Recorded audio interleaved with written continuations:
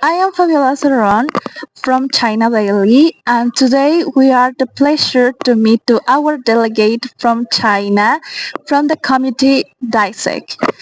Dear delegate, the first question from this interview is some critics says international regulations are ineffective without a strong enforcement.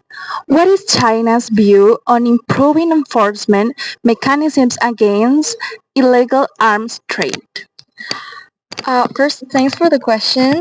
And definitely, enforcement is a key part into implementing new measures, international measures, especially because it has to have like a balance in between what are the other countries' positions and also to ensure that all countries can adapt to that, which is why it is preferred to add guidelines instead of legal frameworks, because legal frameworks can be very restraining and cannot like be adapted into a country's politics.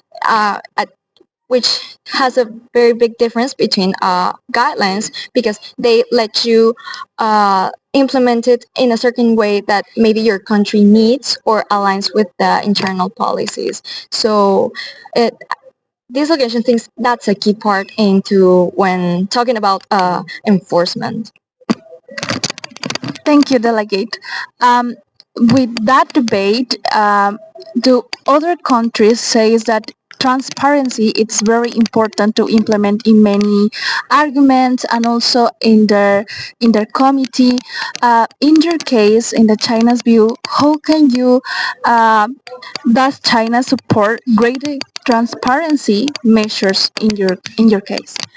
Yeah, so for example, in the block that is China is present, which is called Silk Security Road block, a key part of this is actually accountability for both manufacturers and intermediaries because in a different, for example, with drugs, it's totally prohibited from the state aspect and governmental aspect. But for example, arms, weapons are legally required for one country to possess for security, national security measures, right?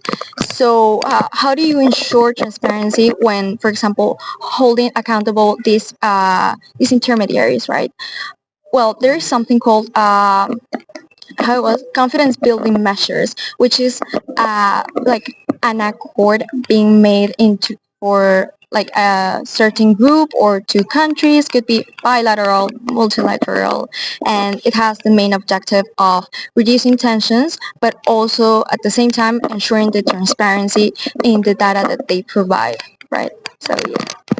Thank you so much, dear delegate. And this is Fabiola Saron from China Daily reporting from RecoMUN 2025. Thank you.